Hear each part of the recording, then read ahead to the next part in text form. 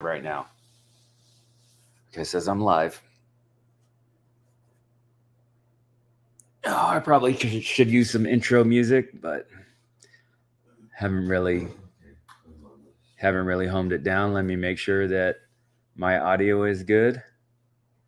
Okay, audio is good. And if you could let me know if I have any comments or anything like that pop up, that'd be great. Okay, awesome.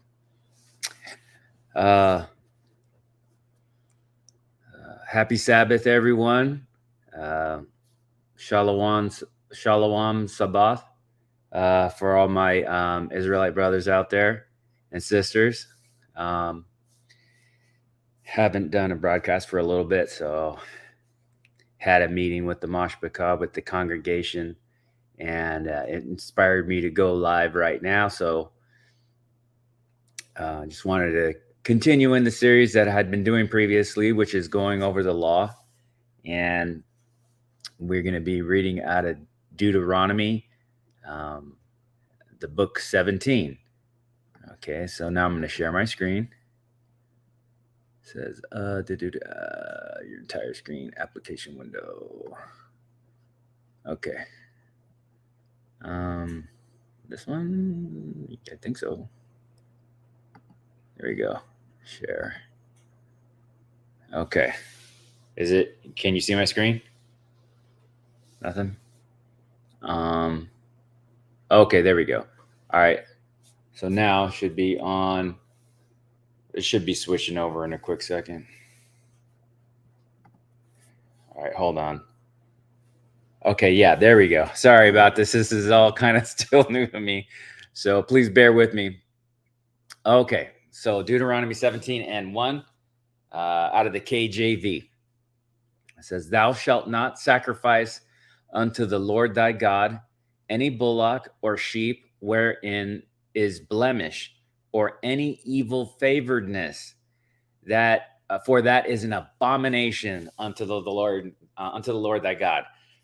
So right, so when we give something to God, we're not supposed to give him our trash. Like, you know what I mean? Like, hey, those sheep I had to get rid of them anyway, so I just gave them to God. Nah, man, you can't do that. You have to come at God, right? Because we owe everything to God. God is the one that we need to make sure that we show him respect, treat him right. We can't worship God the way that we want to worship him, and that's why we have these laws, because these laws teach us on the way that we need to see God. We need to see God as something that demands respect, as the Most High, and he has that title for a reason, because he is above all. And so I want to bring up a supporting scripture. Did I lose my place on this? I probably did.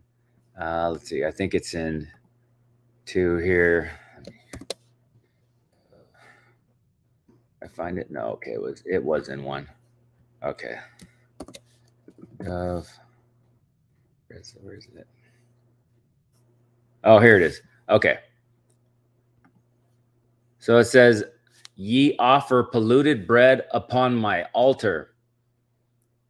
Right? Talking to the priests that were serving him at the time. "Ye say, wherein have we polluted thee?"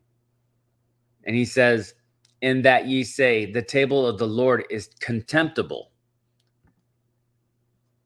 Now, if we look up that word, contemptible here, Strong's H959,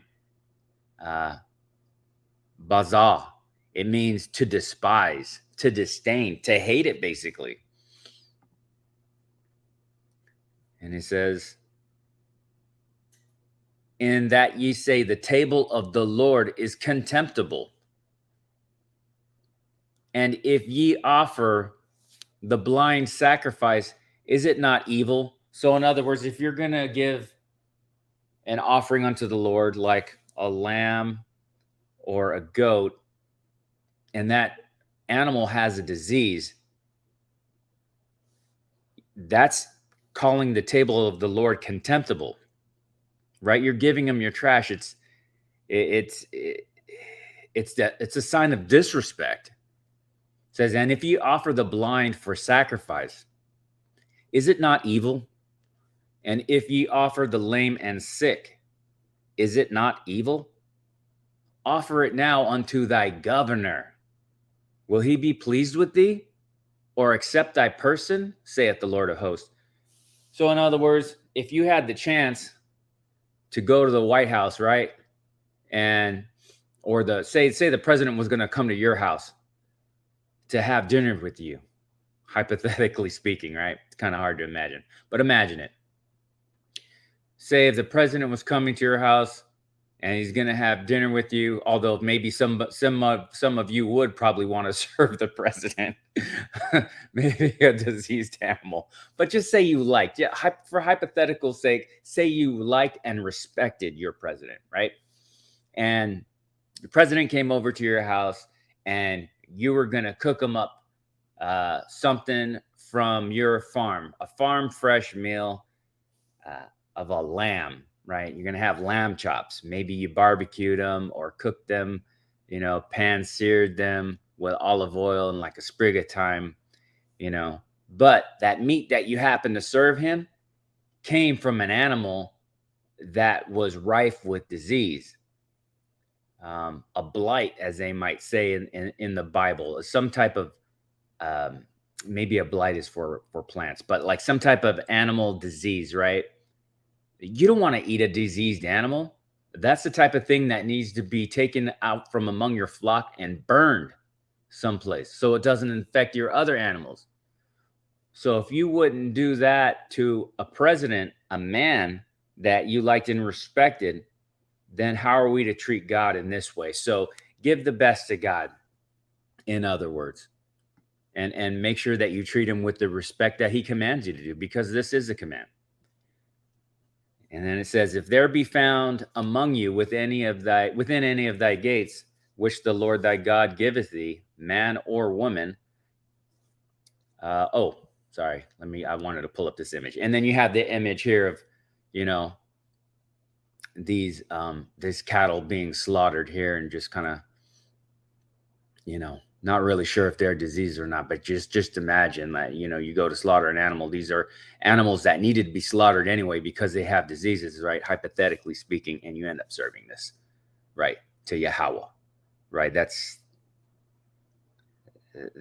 is something that's what you call evil favoredness. This is something that you would do to somebody who was your enemy, right? If you're really, this petty type of person, and this an evil person, you would do this, right, to their neighbor, right?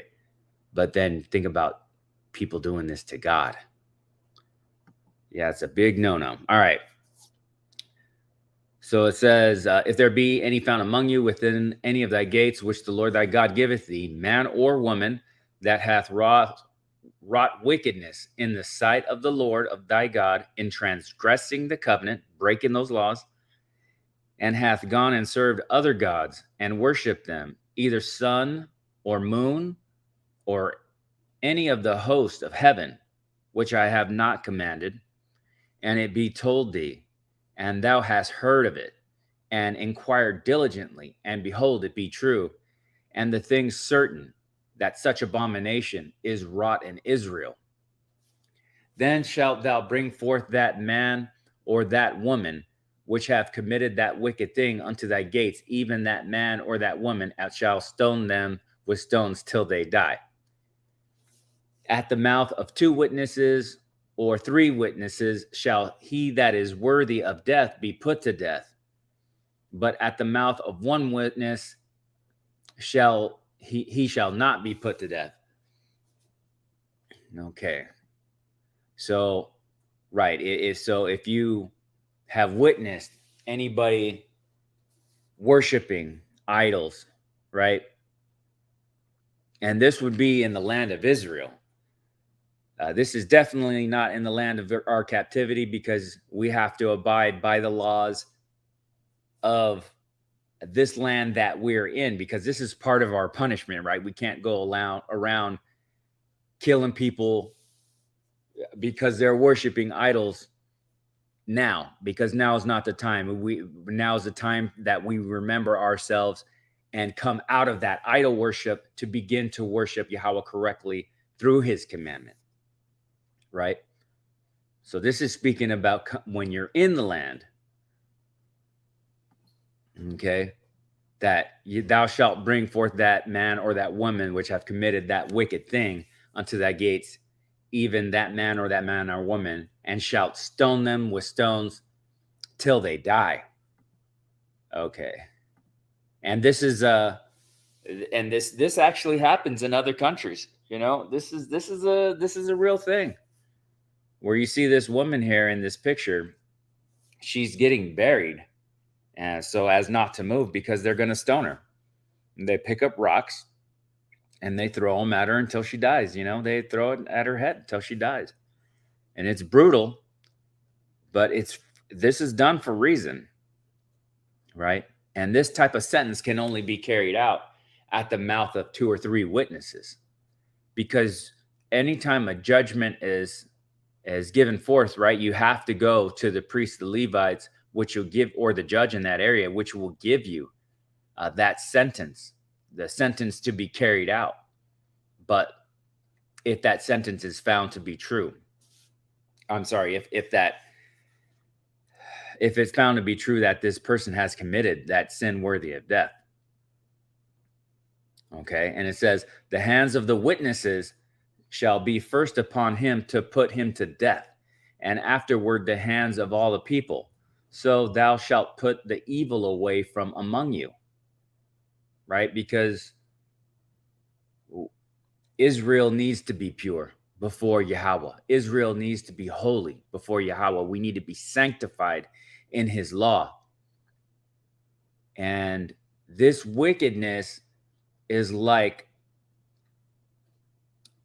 a disease, a cancer. You got to take that cancer out immediately. You got to you got to take it out before it spreads. And this is a matter of purity for Israel. Okay, and it says, if there, on the verse 8, if there arise a matter too hard for thee in judgment between blood and blood, plea and plea, and between stroke and stroke, being matters of controversy within thine gates, then shalt thou arise and get thee up into the place of the Lord, which God shall choose. Okay, so this is saying that basically there were always in the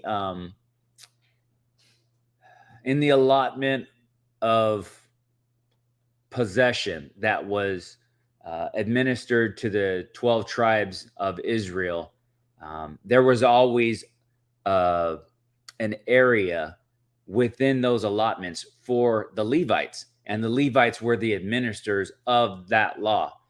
But if the law became too difficult to judge, then they would move that case up the chain, kind of similar to what happens when you move from a local court all the way up to the Supreme Court, right? And in this case, that would be the place where God chooses, which initially was Shiloh in Ephraim, but then because of the sin of the sons of Eli, was eventually the capital of Israel was eventually moved to Mount Zion in Jerusalem. Okay, so this is what that's talking about.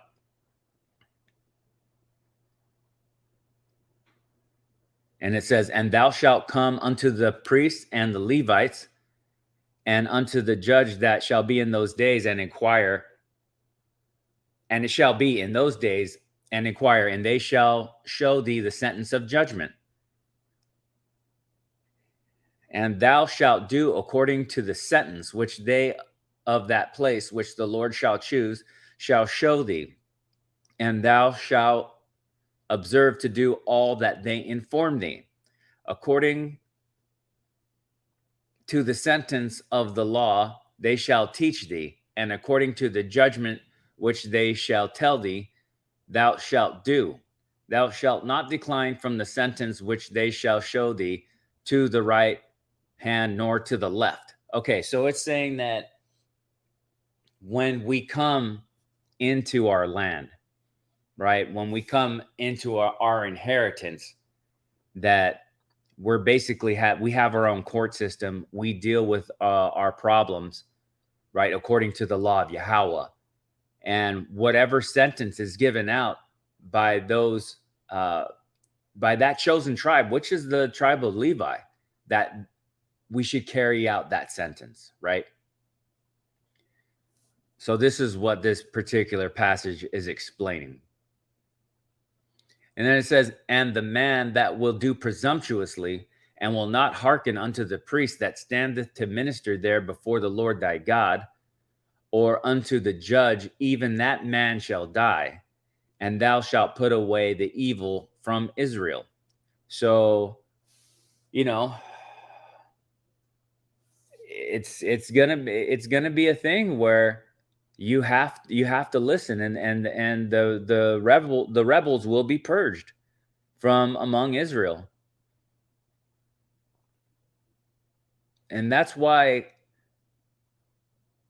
the Bible talks about so few people making it back into the promised land. Because now, especially now in these times, with social media and with so much propaganda, so many lies that we're surrounded by, it, with school and with, universities teaching against God, teaching hateful things against God, it's easy for the average person to get puffed up, whether that be they're puffed up from knowledge, right, that they were taught in school. Oh, I got a bachelor's degree. Oh, I got a master's degree. I got a PhD. I know better because I went to school and they gave me a piece of paper that says I'm now educated. Whether they be puffed up with the knowledge of the world, whether they be puffed up by a man given authority, which could be any type of authority. It could be a government authority, a police officer, a city inspector, a politician, a religious leader, somebody who is looked up to on the internet for whatever reason. It's so easy for someone these days to become prideful, right? And to think that their way is above the way of the Most High. And that's why a lot of people aren't going to make it. But that is why this sentence is so severe, that the man who does presumptuously and will not hearken unto the priest that standeth to minister there before the Lord thy God, or unto the judge, even that man shall die. And thou shalt put away the evil from Israel. And again, this is to keep the purity of Israel pure, to keep that 100% purity.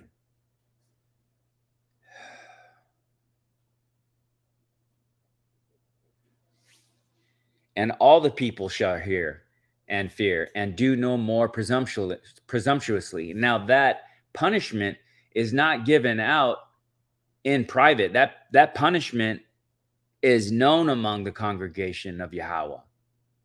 So people can see that what the fruit of doing presumptuously is, what the fruit of being hard-headed is, what the fruit of rejecting knowledge is, what the fruit of rejecting truth is. It's severe. After death, that's it, man. You're punished. Okay, and says, when thou art come into the land which the Lord thy God giveth thee, and shall possess it, and shall dwell therein, and shall say, I will set a king over me, like as all the nations that are about me. Okay. Oh, where is it? Okay, so here's the king. All right, thou shalt set a king Thou shalt in any wise set a king over thee, whom the Lord thy God shall choose. One from among thy brethren shalt thou set a king over thee. Thou mayest not set a stranger over thee, which is not thy brother. But he shall not multiply horses to himself, nor cause the people to return to Egypt, to the end that he should multiply horses. For as much as the Lord hath said unto you, ye shall henceforth return no more that way. Okay, right. So obviously, he's talking about kingship over kingship in Israel, right? Israel's only allowed to have a king at that particular time from one of the 12 tribes, right? And the duties as a king is uh, you're not supposed to lead your people back into evil, which would be slavery. You're not supposed to be in it for monetary gain, for livestock, for horses, right? Because going back to Egypt, according to this verse, says, "For as much as the Lord has said unto you, ye shall henceforth return no more that way." Right? So that going against the commandments there. It says, "Neither shall he multiply wives to himself, that his heart turn not away. Neither shall he greatly multiply gold and silver." Again, the role of being a king is to guide the people to Yahweh, right? And our king is Yahweh, right? The son of David, from the tribe of Judah. Okay, and we do have a tale here. What do they call it? A proverb, I guess. It says, "For it came to pass when Solomon was old that his wives turned away his heart after other gods, and his heart was not perfect with the Lord his God, and was the heart as was the heart of David his father." Okay, so here you have a picture, and this is, I believe, the rock from the Scorpion King, and we'll just say that this is, could be a representation of Solomon. So, and this would be Solomon with only a couple ladies, right? Because he had close to 1,000 concubines and wives all combined, right? So this is not something that was supposed to be done. Okay. It says, "Neither shall he multiply wives to himself, that his heart not turn away. Neither shall he greatly multiply to himself silver and gold." Okay. But in this particular case with Solomon, Yahweh actually made Solomon rich because his heart at the time of his prayer and his offering to Yahweh was pure. So God said that he was going to make him rich because he had not asked for revenge on his enemies or anything that was carnal, but he did what was right in the sight of Yahweh, and that was he asked for wisdom to guide his people in the way that they should be guided toward Yahweh. It says, "And it shall be when he sitteth upon the throne of his kingdom, that he shall write him a copy of this law in a book out of that which is done before the priests, the Levites."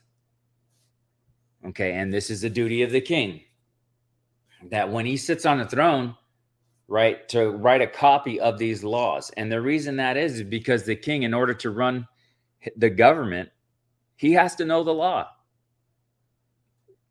You have to know the law, right? There's a lot of Israelite camps that call each other king. Hey, king, shalom, king, all praise to the most high, king. Okay, well, one of the duties of the king is you to write that law out. Now,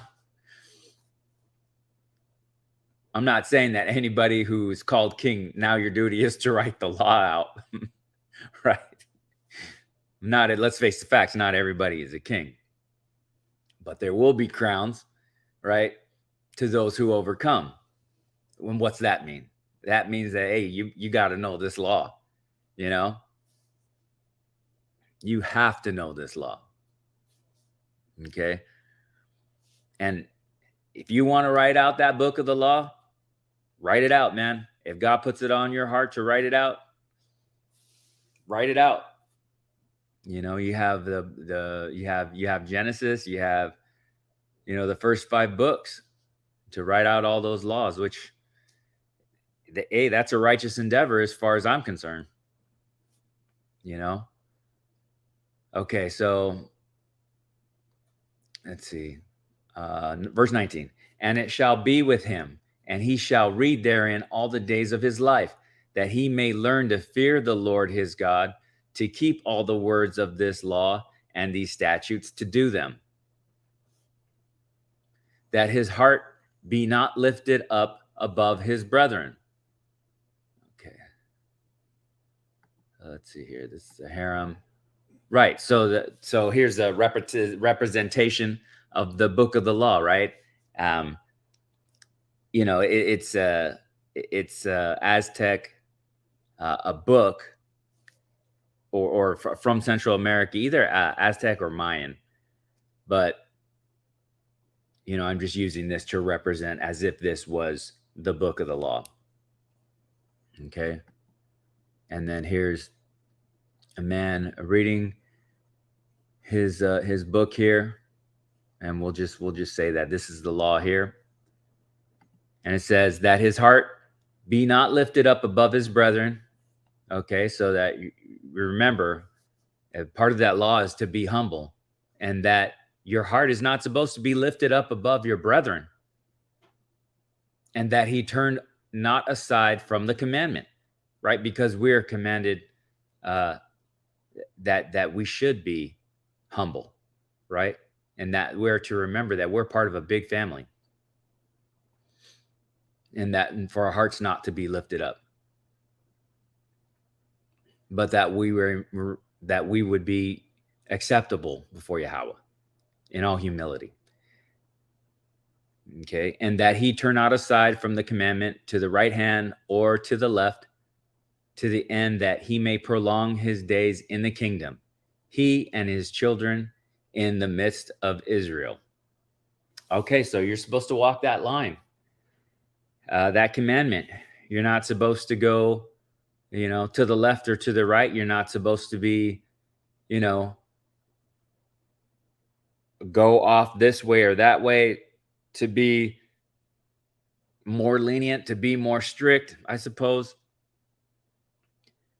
But that you're supposed to do the law as it is written, right? Precept upon precept, line upon line, here a little, there a little, to the end that he may prolong his days in his kingdom, he and his children in the midst of Israel. Right. So that God would prolong your life, and that he would preserve your generation and future generations. All right. So that's it. Just want to say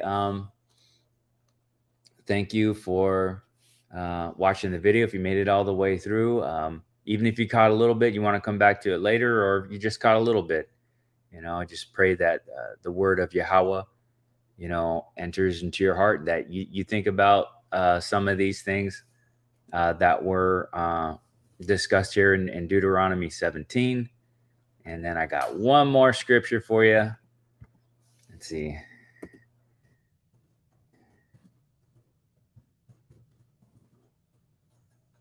Okay. Psalm 29:2. Give unto the Lord the glory due unto his name. Worship the Lord in the beauty of holiness. So holiness is beautiful. And let's remember that when we are separated, it is a beautiful thing. And it's worth a lot to be mindful of that thing, to be mindful of the beauty of holiness. All praise belongs to Yahweh in the name of his son, Yahweh Shua. Be blessed, everyone.